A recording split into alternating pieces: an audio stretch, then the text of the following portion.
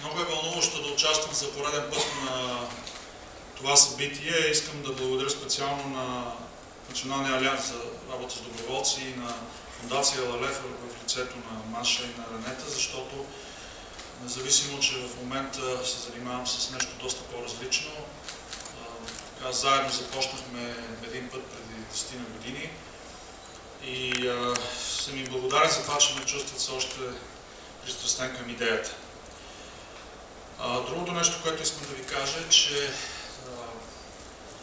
съм много обнадежден от това, което каза Ренета преди малко, за това, че възрастовата граница на младите хора, които искат да участват в подобни инициативи, все повече намалява. Това означава, че в края на кращата усилията на всички вас, които работите ежедневно с доброволците, не са напразни.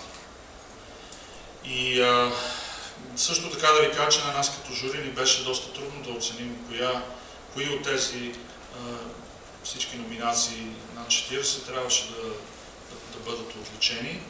Така че няма да ни се сърдите, беше трудно и тежко, но мисля, че се справихме добре. Доброволчеството го е имало в България, ще го има.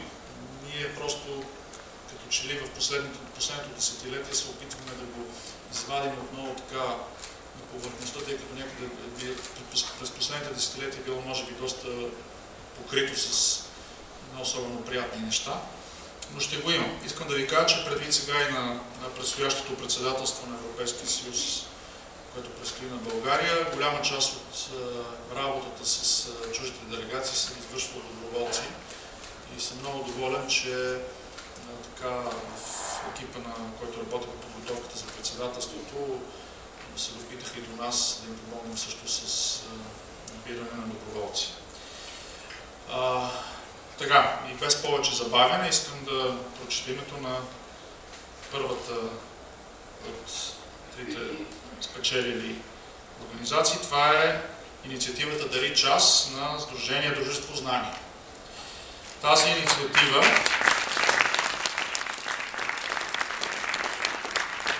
всъщност цели младите хора да помогнат на по-възрастните такива да подобрят своите знания и умения за това да овладеят новите технологии и по този начин да бъдат във връзка с своите близки, които по една или друга причина не са в България. Така че Дари час и Сдружение Дружество Знание, заповядайте.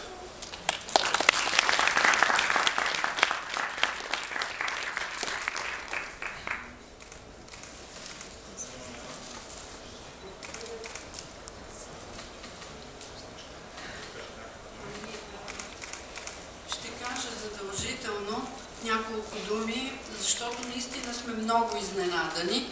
Ние сме една вече организация с многогодишен опит и не за първи път кандидатстваме с тази инициатива.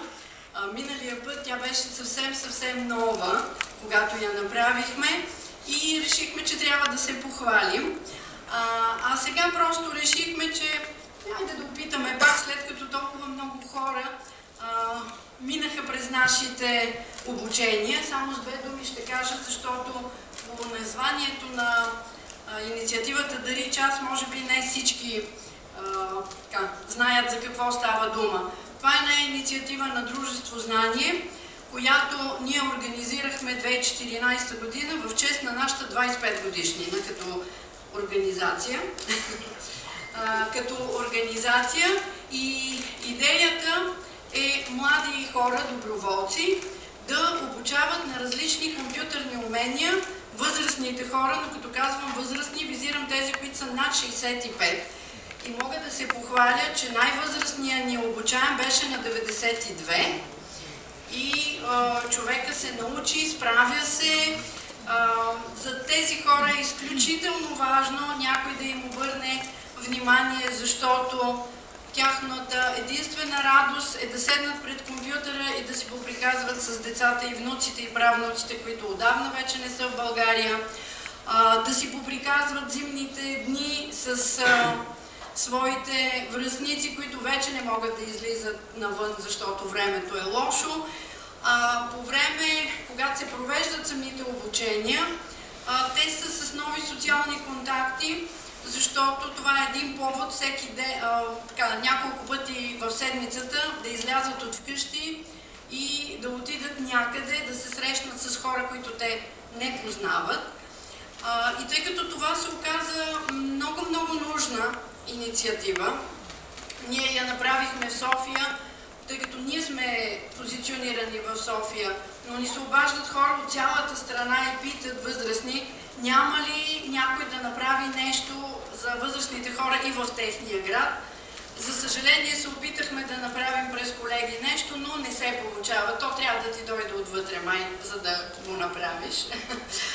Искам специално да благодаря на Time Heroes, който изключително много ни съдейства през всичките тези години да се случват тези инициативи. Те са обикновено 3 или 4 пъти в годината и младите хора, които, а и не само млади, между другото, хора на различна възраст се включват в тази инициатива, защото за тях е важно да направят нещо за по-възрастните. Не знам защо ги привлича това, че с възрастни хора се работи. Не с деца, не с нещо друго. И другото, което искам да кажа, че това беше една изключително важна инициатива за нас като колектив. Защото да, ние не сме доброволци, ама ние сме доброволци, защото всичко, което правим за тази инициатива, е извън нашите задължения, т.е. ние я финансираме със средства на организацията, така че ние също сме доброволци, не влизаме винаги в обучение, макар че ни се налага, когато отсъстват доброволците и това да правим. Така че още веднъж много благодаря на колегите, че този път нашето внимание и старание, не само медиите. Медиите не ни пропускат. Щом пуснем обява във вестника и идва някоя телевизия да снима как така се обучават възрастните хора. Да, обучават се. Те наистина имат нужда от много малко внимание. Искам да ви кажа, че става дума за 12 учебни часа. Но хората толкова много научават, колкото ние не можем да си представим. Още веднъж ви благодаря.